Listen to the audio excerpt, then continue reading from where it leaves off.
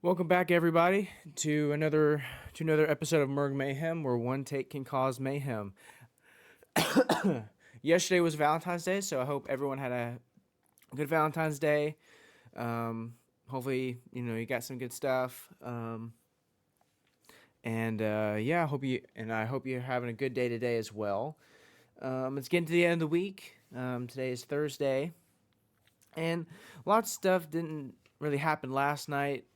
It wasn't a And it also wasn't a good day for sports either. But I'll get into that in a minute. So, yesterday there's a lot of signings and a lot of things that happened in baseball. I'm going to cover today. It's not a whole lot, but some legends are leaving, and something I need to fix up that I said last episode. So, one of the things that happened earlier this week that I wasn't able to fit into my nor in my other baseball news was that Corey Kluber retired. Corey Kluber's at one time he was one of the better pitchers in the MLB. He was with Cleveland, and then he bounced around, but he won a Cy Young, and with Cleveland he was one of the he was on the team where the Indians did go to the World Series and face the Cubs. And then unfortunately they ended up losing to them. And their curse is when the curse of the Cubs was lifted. Instead of one Cy Young, he won it twice. He's a three-time All-Star. He won the ERA title one time. His career ERA was 3.44. His record is 116-77. He struck out 1,700, about 1,700 people in his career. He did bounce around a lot after his stint with Cleveland. The last year he was there was in 2019, and I think that was one of the years where one of the postseasons the Cleveland pitching staff kept throwing breaking balls to the Yankee hitters, no, that was 2018. I think that was 2018. 2019. I think he might have got injured. It says that my stats say that he only played 7 games, so it was probably due to injury. And then he just wasn't the same after that, because I think that was when he got Tommy John. And he went to Texas, pitched an inning, shut him down for the rest of the year, and then he went to the Yankees. Didn't perform he performed okay, and then went to the Rays and then the Red Sox, and he just wasn't the same pitcher after that injury. But at one point in time, he was a top 5 pitcher in the league when he was healthy. Back into the mid 2010s, I guess that's what you would say. But yeah, he is retired. I feel like he should be in the Cleveland Indians / Cleveland Guardians Hall of Fame, just because of his time there, and he won 2 Cy Youngs with them and got them to the World Series, and that's where his All Stars came from. So yeah, hopefully he has a good retirement, and he will be missed by me because I was an Ohio kid. So yes, I might have different jerseys up on the wall, but I am also a diehard Indians fan as well, because I watched Ohio sports growing up, because that's where my dad is from. He wasn't from Cleveland, but once growing up, I watched a lot of Ohio sports. So he will be missed. Drew Pomeranz signed to the Angels, a veteran left-hander. His velocity has kind of gone down a little bit, but as every pitcher gets older, that's what will happen. And but he's been in the league a long time. His last stint was with the Padres, and yeah, and the Angels need a lot of pitching, lots of they're a young team now, and I feel like he's going to be useful for them, not only in lefty spots, but hopefully he'll be able to bring him out of the curse, because their pitching the almost past decade has been just ass, and hopefully he'll be able to use this year to not only help them, but also potentially get a bigger contract after this season is over. Another thing that happened was Jurickson Profar is going back to the Padres. Jurickson Profar did play for the Padres when they went to the NLCS, not last year, but the year before, against the Phillies. He was in that postseason. He was, if not the best postseason player for them. But that was when they had Josh Bell and Juan Soto at the same time. He did play in the World Baseball Classic as well, but he plays for Curacao, and as far as everybody else that was in the team against Japan, USA, Dominican Republic, that team wasn't going to go anywhere. But yeah, he 2022 was that year. During the regular season, he's going to be a 240, 250 hitter, but he is a utility guy. He can play just about all the infield positions and the corner outfields. So he brings value defensively. But since that postseason, he was on Colorado, I believe, last year, so they weren't going to make it. And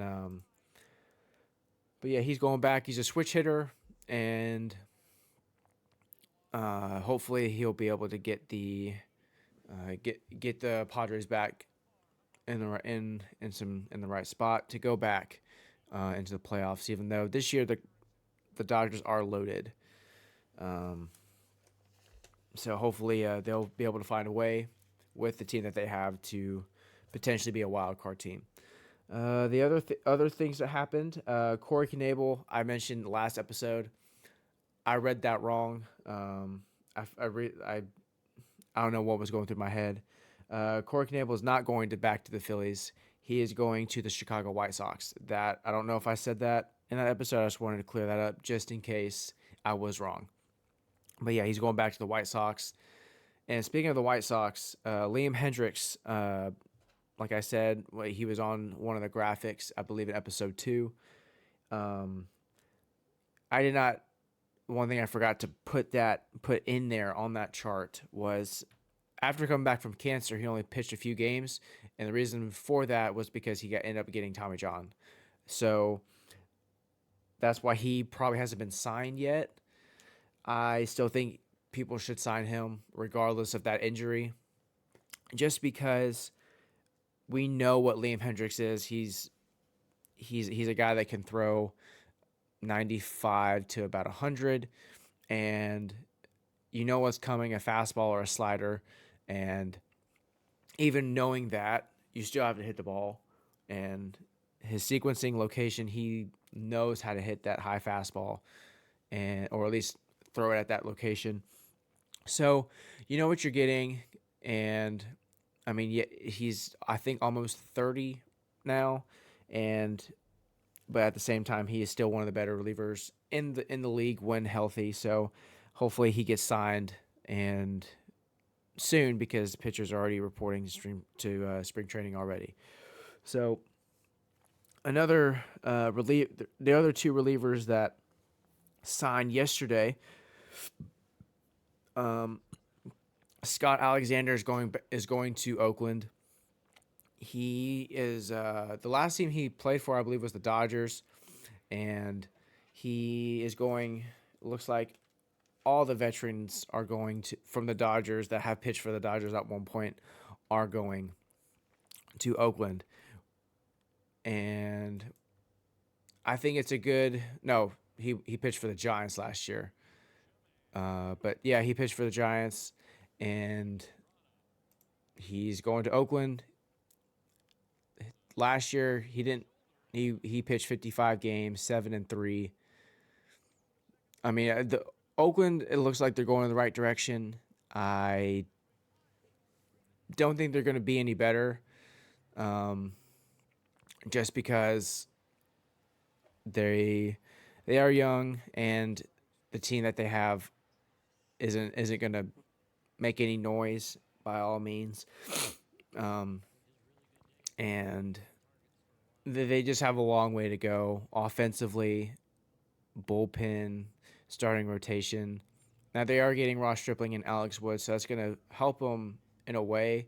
But even then, those two guys aren't like a. Even when Corey Kluber was pitching, even though he wasn't truly himself, he was still a guy that's a name that's it's a good name to draw people in. Um, but yeah, they have a long way to go. But that signing for them, they are going in the right direction, trying to bring in veteran guys to help the young guys out.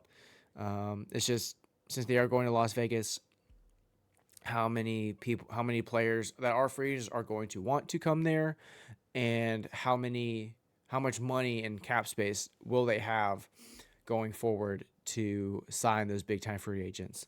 Amir Garrett going to the Giants. That deal, if he makes the roster after spring training, he will make $1.35 million this year.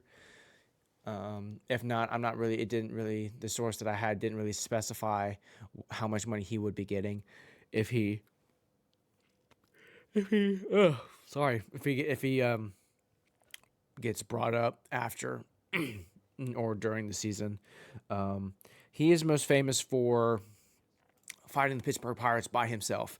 Even when he was with the Reds, he was at one point one of the better setup guys or middle relievers at the time. I believe that happened in 2021 or so, 2020, 2021. But I feel like he's an underrated guy. He's always been one of my favorite left-handed relievers just because, one, he talks a lot of shit. Two, you know what you're getting, a fastball slider in a way, but you still have to hit it. And he's a pretty big guy too. He's about 6'5", so he's an inch taller than Chapman. So the ball will get up on you pretty quick just because of his wingspan. And yeah, he pitched with the Royals last year. Only he only pitched in 27 games. So and then the year prior when he was a little bit healthier, he pitched in 60. So in the innings that he did play, in 24 innings, he did strike out 28. So that's pretty good. His whip was 1.726, so that's also pretty solid there. And his ERA was 3.33. As a reliever, I mean you should try to aim a little bit lower, but yeah. So he's coming back. He's going to the Giants, and if Scott Alexander was a bullpen piece, he's gonna fill in there. Plus, he still throws really hard. So, as far as lefty specialists go, he's gonna be able to contribute to that level. Francisco Mejia, another Angel. He was drafted by Cleveland. He's a switch hitting catcher too. It's just at one point in time last year, he had a pretty good stretch with Tampa. It's just he's a good defensive catcher. Offensively, he's still trying to figure it out, but he is going to be most likely a backup catcher for Logan O'Hoppe if he does go down, because that is their catcher for the future. Because at one point in time, he could have been, if he was healthy, he could have been able to get Rookie of the Year as a catcher, and that's really hard to do as a catcher, just because of the body, how much the toll that your body has to take in order to win, or at least to just even play the game of baseball as a catcher. So, but yeah, last year in 150 at bats, he hit 227, 5 homers, 34 hits. As a catcher, I mean, I don't know who was the catcher starting out, or who was the starting catcher at the time, but he'll be able to get a better chance to play, hopefully. Now that Ohtani is gone, there's going to be a DH open. I don't know if Trout's going to take that spot or not, but he has a good shot of playing just because of his switch hitting ability. But yeah, he got signed to the Angels, and our last signing, Mike Moustakas to the White Sox. White Sox still hasn't been able to sign Tim Anderson yet, so I don't know if he'll be playing second, and I think Lourdes Garcia is the second baseman. I'm not sure, but he played second. But Mike Moustakas, veteran guy, has been in the league for 13 years now, and he's World Series winner in 2015 with the Kansas City Royals. He has been bounced around ever since after his Royals tenure. He has been bouncing around. Played for the Rockies and Angels last year. For the Angels, he did produce in a way not to what I was hoping and expecting, but he did produce clutch. He did produce some clutch time moments in those games when he did play. It's just it's just with the shift now. The shift has been disbanded, so hopefully he'll be able to get more playing time with the White Sox. I mean, I don't see why not. I don't see why he wouldn't be able to play. Yohan Moncada is the third baseman, so he'll be playing there. Andrew Vaughn is an outfielder as well, but I think they're going to put him at first just to have, because they have Benintendi, Oscar Colas, who is this is his second year playing, Luis Robert Jr., Gavin Sheets, Dominic Fletcher, and Eloy Jimenez is going to be that designated hitter for him just in case they don't want him to go out in the outfield and get injured, because he has been injury prone in the last few years.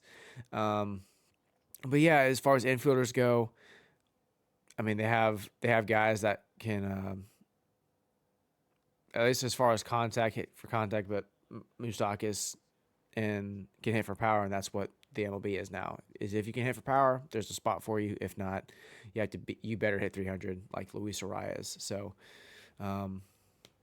but yeah, that's as far as baseball. That was the news.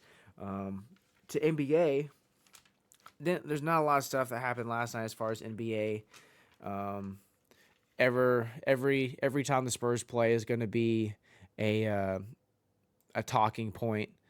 It seems like, with Victor, and plus they played the Mavs last night, so it was a good matchup as far as Victor Wembanyama versus Kyrie and Luka. Last episode I said something about his triple double against Toronto, and to give you another factoid there, the last time there was a triple double in blocks, it was with David Robinson. But yeah, they played the Mavs last night.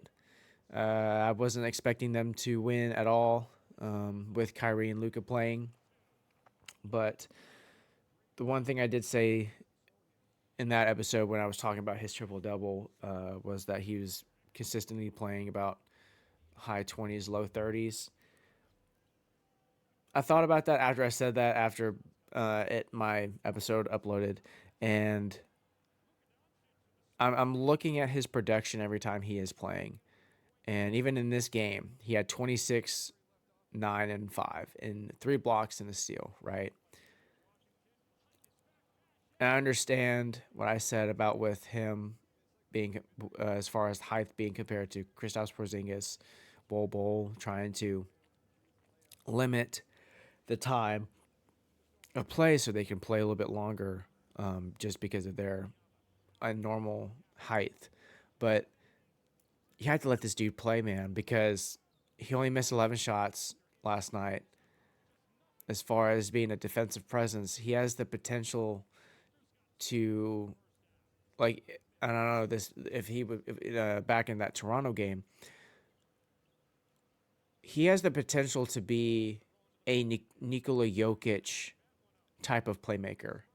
And I say that just because he can average 5 assists in his sleep. Easy. Because if you run the offense through him, like Denver does, like he's 7'5", so there's got like a normal center won't be able to defend him.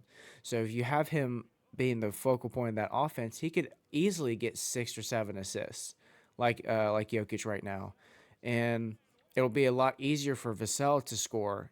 And Vassell could be that Jamal Murray role, and then Trey Jones could be that point guard that I know he didn't shoot the ball too terribly.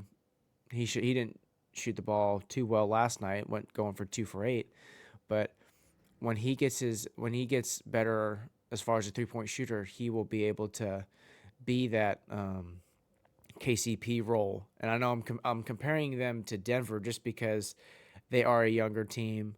Denver's a little bit young, but that's just because of uh, they do look old, but they are uh, quite young in a way. They're in their primes. Most of them are in their prime right now. So, but yeah, Sohan should just be that Dennis Rodman role. He's not going to be able to give you 10 to 15 points or even 20. I highly doubt he's going to be able to get you 20 a game in his career. With if he does play with the Spurs, but he should be that Dennis Rodman role. He's a proven defender. Last night he tells you the stats. It shows that he's a good defender with 3 steals. He's going to guard the best player on the team. Champagne. I mean, he's I'm not really sure who this dude is. I did see him in the summer league play, and he did have a good summer league, being able to shoot the ball.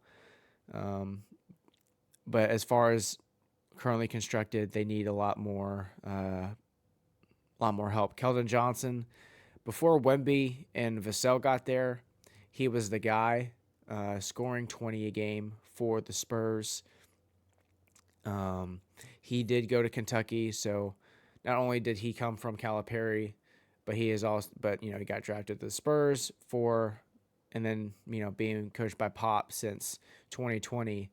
Last year, he had a big jump because in 21, his third year in the league, he got 17, and then last year he got 22.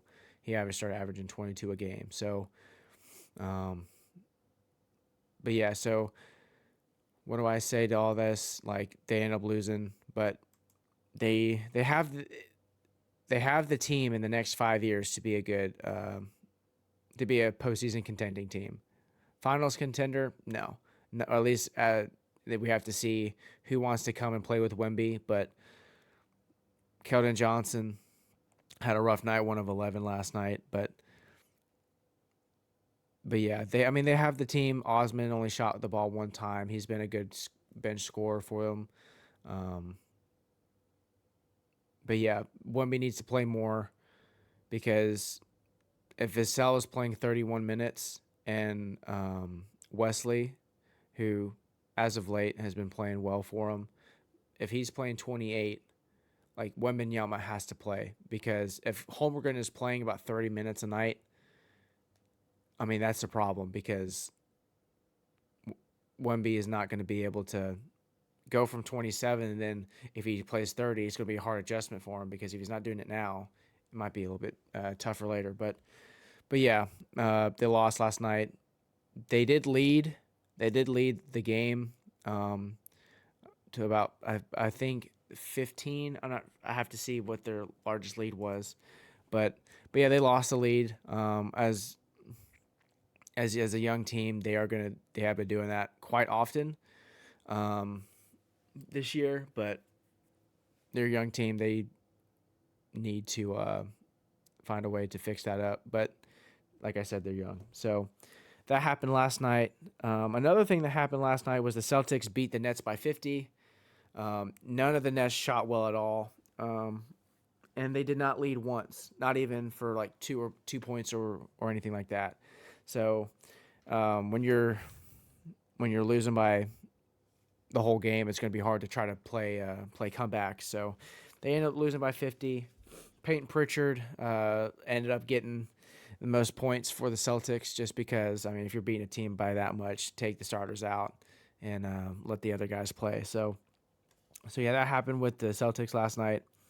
One thing I do want to get into, Shaq's jersey retirement happened earlier this week on Tuesday. Um, his number was retired by the Orlando Magic.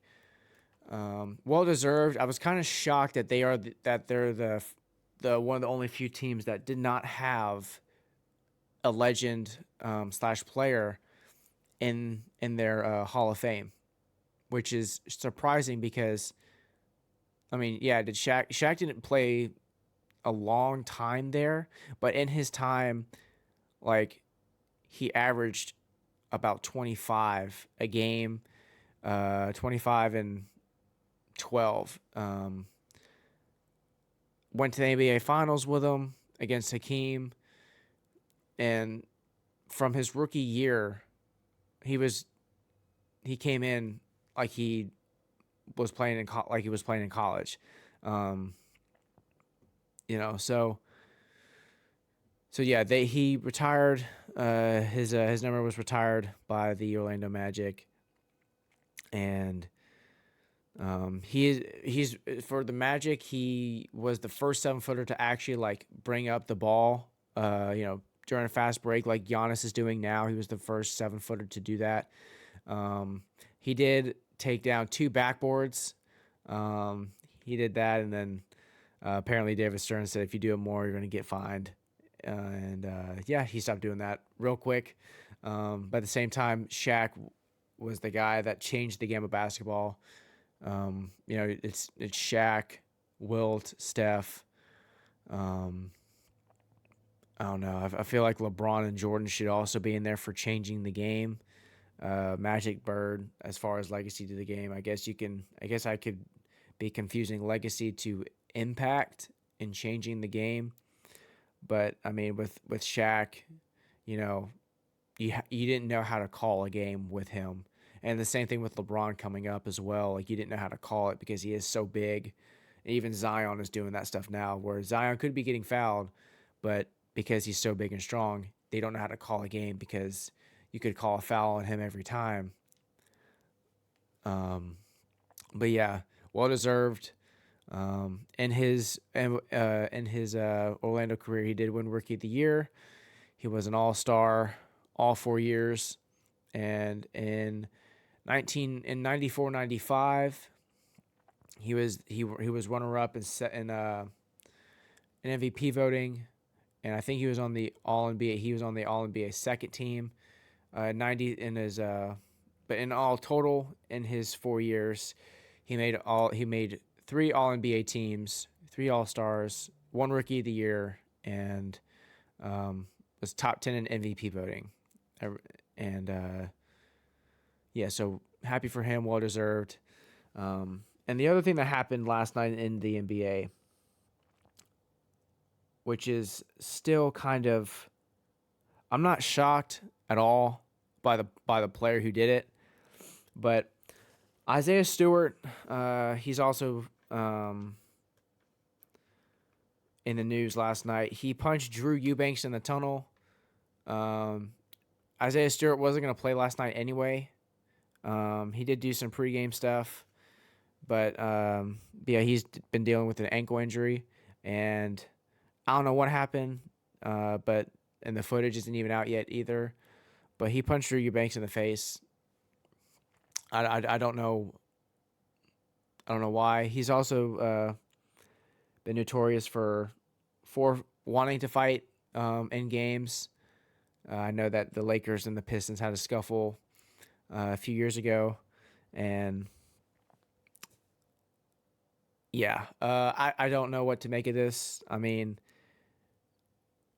I don't know. I mean, I feel like he should be coming off the bench for them, personally, just because Jalen Duren has been playing exceptionally well, and he has more potential, in my opinion, than Isaiah Stewart probably ever has. And there's no disrespect to him, but Isaiah Stewart can't shoot the three. Neither can Duren, but Duren's a better defender, and his impact on the game he has a bigger impact on the game, and plus his offensive talent, post scoring ability, and he didn't get any blocks last night, but he got 2 steals. Almost got a double double. Needed 3 more points and another board, but he fits that team around Cade Cunningham and Jaden Ivey. Even though Ivey didn't play very well last night, he only played 15 minutes. So I don't know if that was just a health thing or they just wanted to give him a rest. But yeah, I mean, like I said in the other episode with Detroit, saying in the next 5 years, could they be a playoff contending team? Yes. Thompson just needs to work on his outside shot, because in the G League, he and his brother were one of the better players, even though in the G League, you're facing guys that are coming from high school or guys that didn't get drafted coming out of college. So, but yeah, I mean, both of them just need to get better on their shot. I know Amon Thompson has been playing pretty well for the Rockets as of late too, but especially with Thompson, I mean, he needs to work on his shot just to be a better option for them when Jaden Ivey or Cade Cunningham have it going. But their big three that the Detroit should be focused on: Jalen Duren, Cade Cunningham, Jaden Ivey. Fertecchio had 18 points. Recent trade acquisition, did pretty well. As far as 3-point shooting, he went 2 of 7, which, that's, as far as 3-point shooter, he's probably the best. Even though I say he's the best shooter, just pure shooter, Cade Cunningham is the best scorer. So I just want to clear that up just in case there are some misinterpretations that you might have, and to get my opinion more clearer. But yeah, Isaiah Stewart going to get suspended a little bit. I would probably say 2 to 3 games, because it didn't happen on the court, it happened off the court, but at the same time it was a fight. So he's going to probably get suspended. And then one other thing that happened in the NBA as far as records go, Steph Curry became the first player to make 7 or more threes in 4 straight games. They did play the Clippers last night.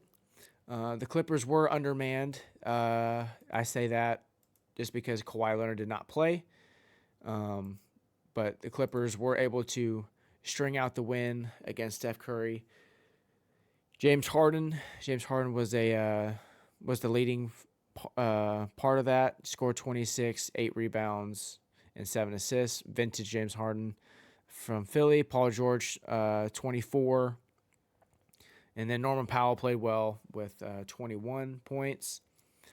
Very small rotation that the Clippers had last night. 1, 2, 3, 4, 5, 6 people did not play. 6 people didn't play. I'm surprised Daniel Tice didn't play, even though the Warriors are a smaller team. So yeah, I was kind of surprised that when Kevon Looney was playing, Daniel Tice didn't come in. But, that's neither here nor there. But yeah, Curry got 41, 9 of 19 from 3, shot just under 50% from the field last night. Klay Thompson got 12, and Brandon Podziemski, I guess that's how you say his name. I don't want to mispronounce it, but he scored 25. He got 8 assists and 7 rebounds as well. And just to make his stats even more impressive, he got a steal. Kuminga 13, but I wasn't able to watch this game because I don't know if it was on TV or not. Plus I worked and didn't get off till 10 last night. So this is the only thing that I got as far as what happened. As far as team stats, if you want to see just what happened or what you could assume if you weren't able to watch the game. I mean, as far as turnovers, the Clippers ended up turning the ball over 3 more times. So yeah, when you look at the stats, it's it had to have probably been down the wire game. But if you look at the points per quarter, the Clippers outscored the Warriors in the second half, especially in the fourth quarter. The Clippers scored 44 to the Golden State's 28. So, basketball is a game of runs, and they were on a run in the fourth quarter. So they had everything going on at the right time. Another thing that I kept forgetting to mention earlier this week and late last week, I made a chart, especially a lot of things are referencing episode 2 a lot. But two of the names on that sheet that I made, Bismack Biyombo and Justice Winslow. During the trade deadline, Bismack Biyombo and Justice Winslow did end up signing to some teams. Bismack Biyombo got signed for the rest of the season to Oklahoma City. He's going to bring just hustle. He's going to bring some defensive ability around the rim, some rim protection. Even though he is 6'8", he has been a decent defender, even if he is a little undersized. Justice Winslow signed a 10-day contract to the Raptors. He hasn't played yet, even though they played last night. And he didn't play last night. And let me just double check. I didn't get. I don't know if he played. Then Monday, I'm just checking that right now just to see, because I did not see him. No, he did not play Monday, so he probably just got to Toronto. So yeah, he didn't play last night, but they are a young team, and he can bring some defensive prowess there. But yeah, those are the two that I'm glad that they were able to get signed by somebody, because even though Justice Winslow doesn't have the offensive bag and offensive abilities, he can be a guy that can defend for just about anybody. He's not like a Tony Allen defender where that's when he's in the game he's going to lock you up and shut you down. But he's going to give another look, like if with Toronto, they're a young team, so he could develop as still, But I'm glad that both of them too were able to get signed. With the Lakers, everyone likes to talk about the Lakers just because of LeBron, AD. They are. I don't know where they are ranked in the standings in the West. I think they're still 9th, but they ended up playing the Jazz last night. LeBron did not play. But just to show, or just to give you my opinion on what needs to happen with them, the Lakers, do I think they're going to win the championship? No, I don't think they will. But just for them just to have a playoff run, these AD is going to be AD, LeBron's going to be LeBron. But in this game, with LeBron being out, Rui Hachimura scored 36. I've always been a Rui Hachimura guy since he's been in the league. He scored 36 last night. Reeves scored 22. Russell had 17 assists last night, which is crazy because he's never. I think he just basically topped his career high, because I feel like a few weeks ago his career high was 14, and then he just passed. He was 1 rebound shy for a triple double. But you look at this, and yes, they played the Jazz, and the Jazz aren't really a good team either. But they have Lauri Markkanen, I guess Colin Sexton, and Collins. I forgot his first name. John Collins. I didn't want to say Jason Collins and try to reference a gay basketball player. If you are gay, awesome. But Walker Kessler, Laurie Markkinen, John Collins, Colin Sexton. They are a young team. Jordan Clarkson coming off the bench. Taylor Horton Tucker is a good guy that comes off the bench too. But yeah, the Jazz didn't really have a good shot of winning this game last night. They didn't shoot well compared to the Lakers. Lakers shot 57%, 45 from three, and from three for the Jazz. They do rely on the three quite a bit. They only shot 31. So, where am I going with this? Where am I going with this is Rui Hachimura. I said in one of the early episodes, he's the most consistent guy to score off the bench for the Lakers. You see that here. Rui Hachimura scored 36 on 13 of 19 shooting, 6 of 8 from 3. So when you see that, I mean, he's got to score at least, like in the playoffs last year. He did score. He did come off the bench quite a bit, with AD playing the 5, and LeBron being the 4, and I forgot who their what their rotations were like last year, but yeah, he for this Lakers team, Hachimura, Russell, and Reeves and Prince. And newly acquired Spencer Dinwiddie, he also scored 10 points too in his second game with LA. Those 1, 2, 3, 4, 5 guys. Those 5 guys, and I'll put in Christian Wood. Those 6 guys have to score at least 10 or more for the Lakers to win. With Reeves, he's got to score 10 to 15, get 7 assists or more, and a steal to win. Rui Hachimura has to get at least 6 rebounds if he does come off the bench. Christian Wood has to get at least 8 rebounds and 10 to 15 points. And even Jackson Hayes, with him being on limited minutes, if he can get 4 to 8 points, amazing. But when he does come in, he's got to be able to give good defensive stops and some rebounds for this Laker team to be successful. Because you know that LeBron's going to have the ball most of the time running the offense, and Reeves is going to have it, and D'Angelo Russell, and AD is going to get quite a bit of shots. And with that, those guys have to score. Most of them have to score at least 10 to 15 points.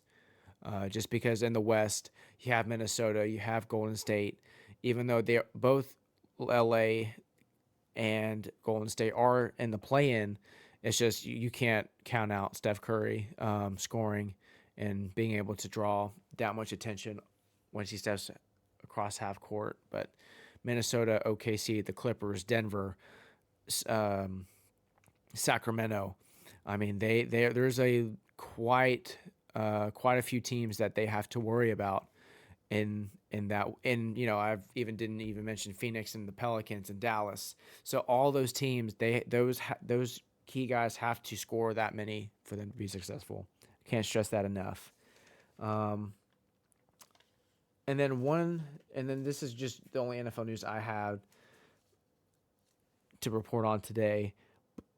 Steve Wilks, who is the defensive coordinator for the 49ers, ended up getting fired yesterday. I don't understand that at all. This was his first year there, replacing the head coach for the Texans. He was the defensive coordinator last year, and with Steve Wilks coming in, he improved. He improved on the defense that they had last year. The 49ers throughout the regular season had the 3rd best defense in the entire National Football League as far as offensive points per game, rushing yards, and so I don't understand. This was Kyle Shanahan's words.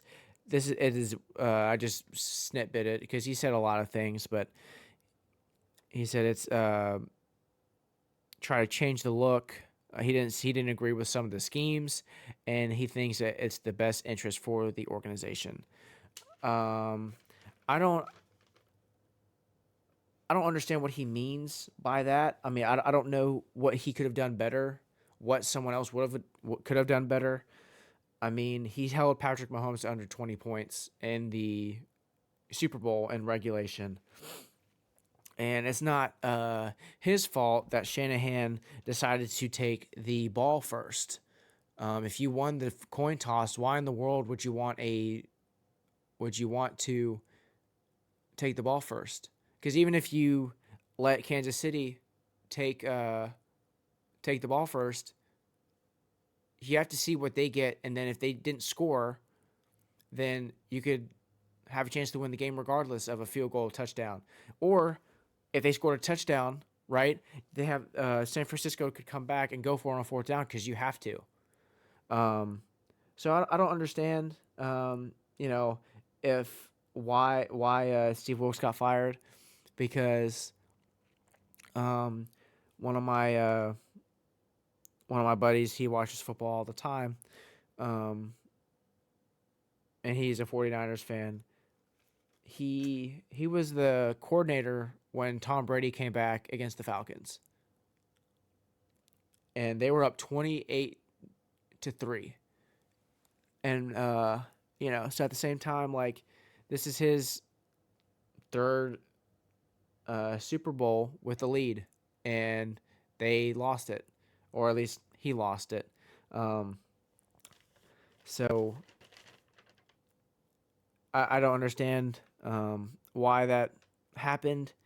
But yeah, that's the only NFL news I had. Hopefully, Steve Wilks can get another job. Um, I know Dallas. I know Dan Quinn left to go take the Washington job. So, Steve Wilks could go there, and whichever team that needs a defensive coordinator.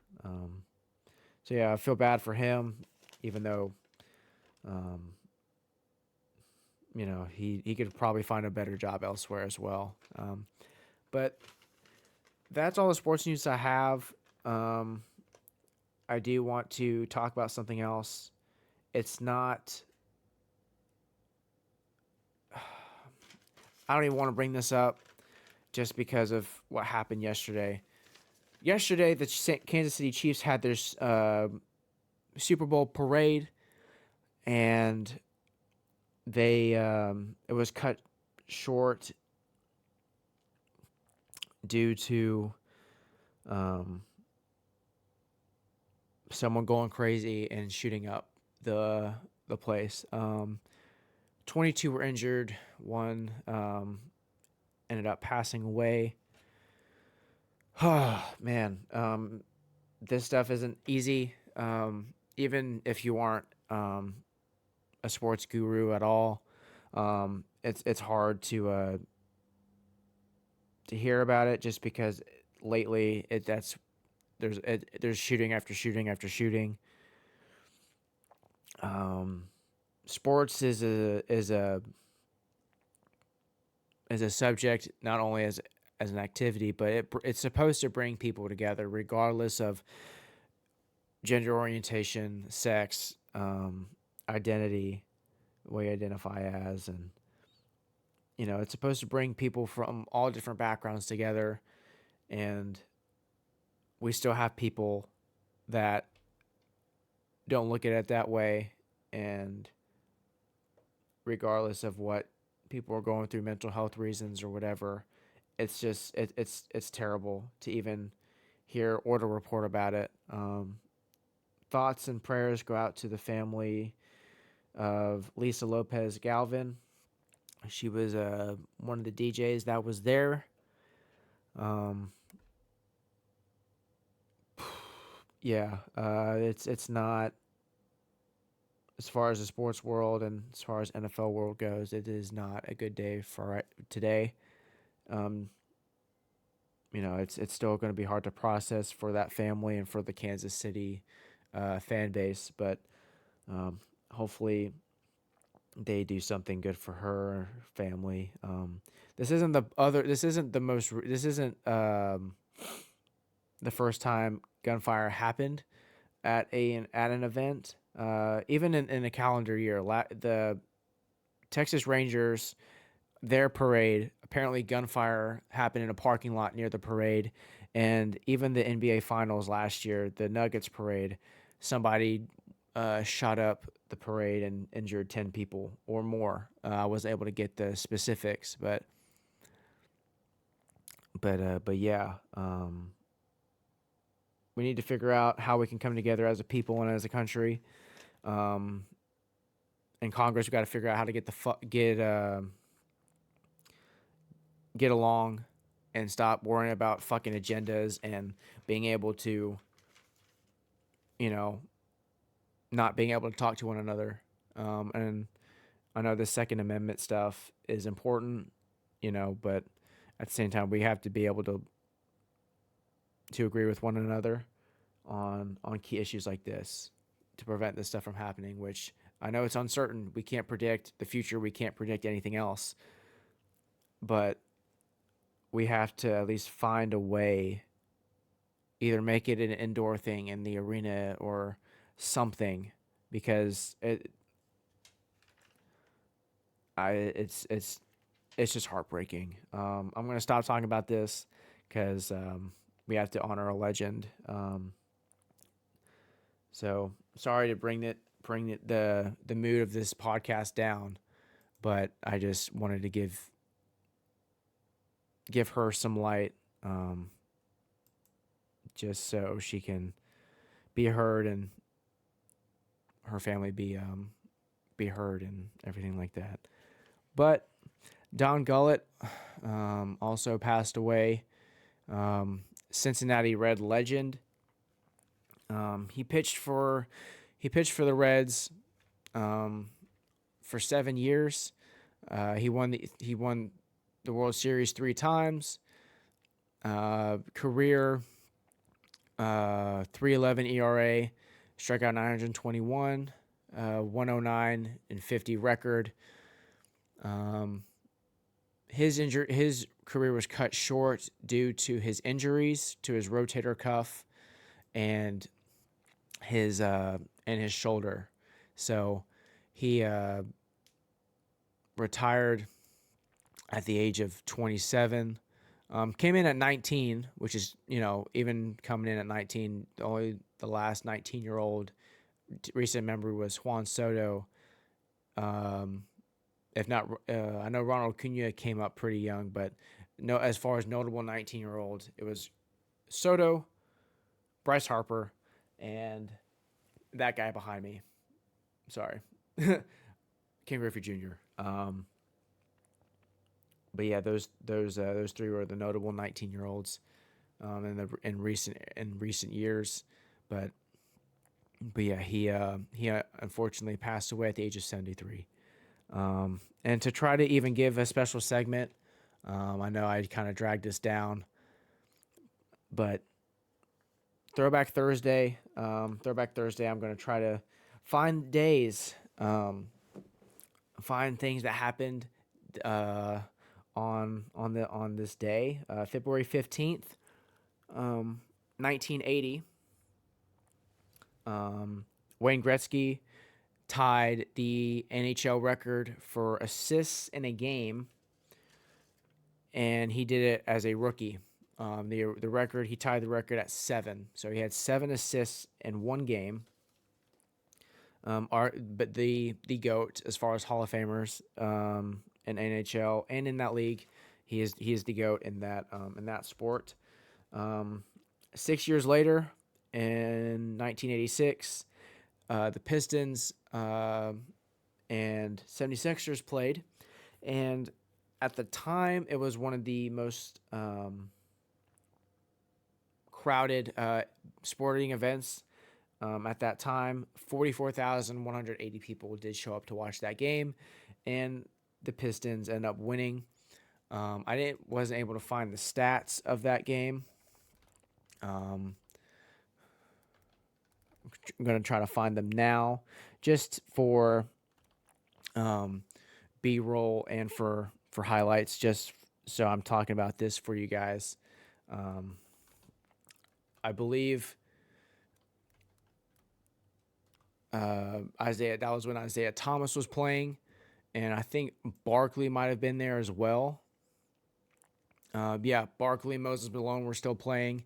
So that game, Isaiah Thomas scored 34 that night.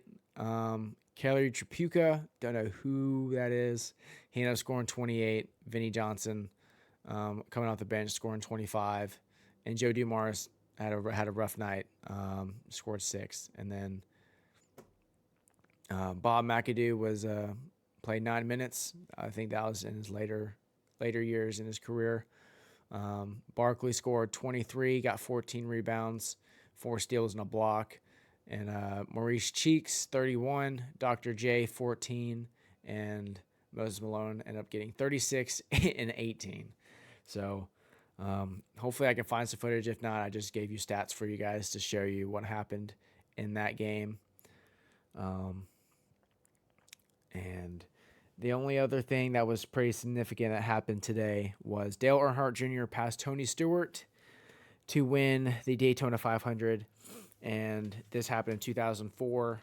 And according to AP News, the Daytona 500 took his dad's life a few years earlier. That's where I got my sources from, AP News. But yeah, that is all that happened for Throwback Thursday. And that is going to be it for today's episode.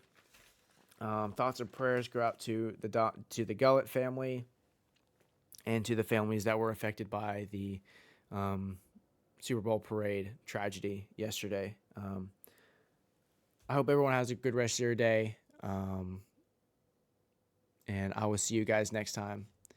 Peace.